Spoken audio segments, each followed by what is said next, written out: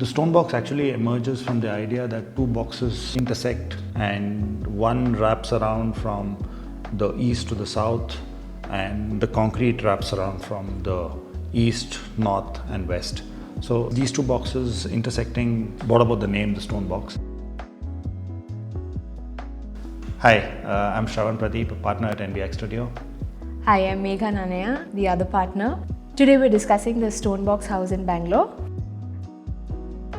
For detailed chapters and a PDF ebook, please visit buildofy.com. The link is in the description below.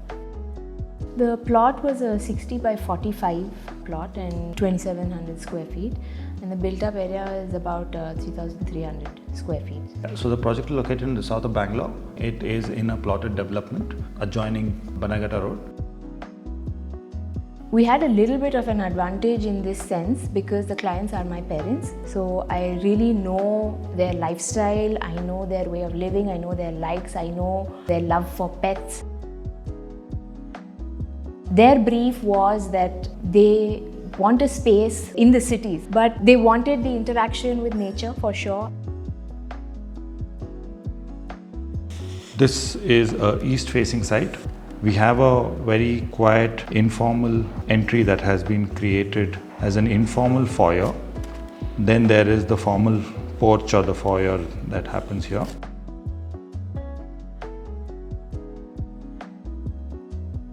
That opens up into the main entrance, which is the main internal foyer of the house. Now, from the foyer, we break into the living quarters that happen in this zone here. So right now we are in the living room. This is probably one of those areas which completely open out. What you see here is a double height volume. You've got the road towards the east here, which is also buffered with some plants that come in. The living on the other side opens to an open to sky courtyard. So the courtyard became the heart of the house, not only because it's located centrally, but also because every space at some level connects visually. On the ground floor, it is the dining and the living that connect physically to the courtyard. A flight of stairs ahead, we are arriving at the dining. So the dining and the kitchen, they become one couple. The dining also shares its space with a puja. It is cantilevered over a water body which we have inserted over a glass bridge. We have also managed to bring in one bathroom that fits in to this zone along with a walk-in here, entry into a common or rather a guest bedroom that fits in here. These steps that have been created form some sort of an informal amphitheater so that people can take their food and then carry out and use the court as a spill out space. So this is the staircase that takes us to the first floor.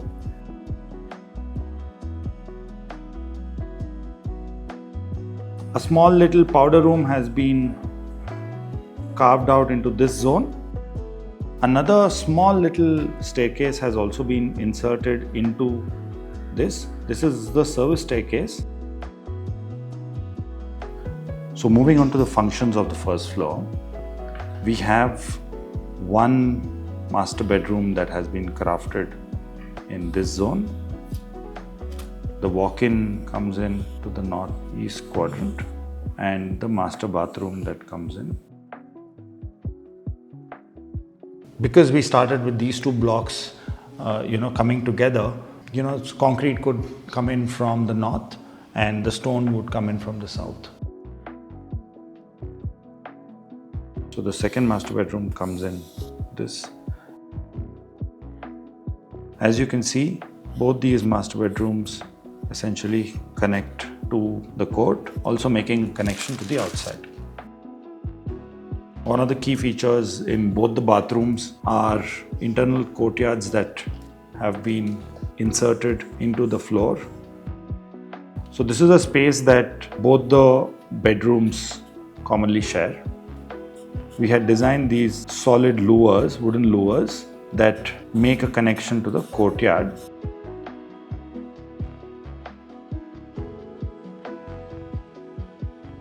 And when the television is in use, they actually pivot and close off completely. These solid wooden louvers also have pivot windows, also have some perforations that allow for air circulation between the spaces when closed. The detailing of the space is really kind of something that excited us a lot. One is the floor became a typical red oxide floor, which also was kind of nostalgic because this is what we saw growing up in all our grandparents' homes.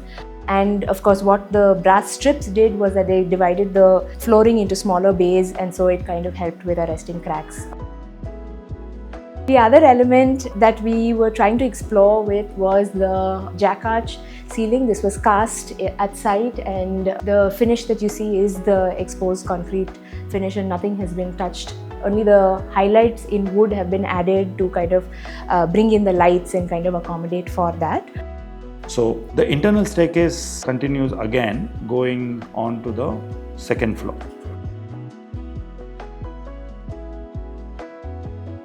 The outside has the black granite. That is the biggest component the house has. Otherwise, the stone that we have used are again 2 or 3 other variants of stone, which is Jaisalmer that comes into the living room. We have Indian marble that comes into the other common areas. There was a lot of lime plaster because I think that was again one of their brief. They didn't want it to be a very intensive home where they would think about painting every 3-5 years. So lime plaster became another natural choice. The flooring in the bedrooms are all of encaustic tiles, which are basically cement-based tiles. And we were lucky to have worked with cubit tiles where we actually got to customize the patterns and stuff, and they were very helpful with that process. There was complete trust in the fact that I'll handle the balance of materials, and that completely played out to the way we had planned it originally. So that was a huge advantage in the sense that the balance of textures, the balance of materials, the balance of the in and the out and that threshold seems like it kind of really played out really well. So for me, really the experience of the volumes that we have created, the adaptability that we have given to a lot of the windows, to the doors, where we have really explored with louvers, we explored with the sliding face, and we explored with a lot of those things. That adaptability is really something that I kind of thoroughly enjoyed working.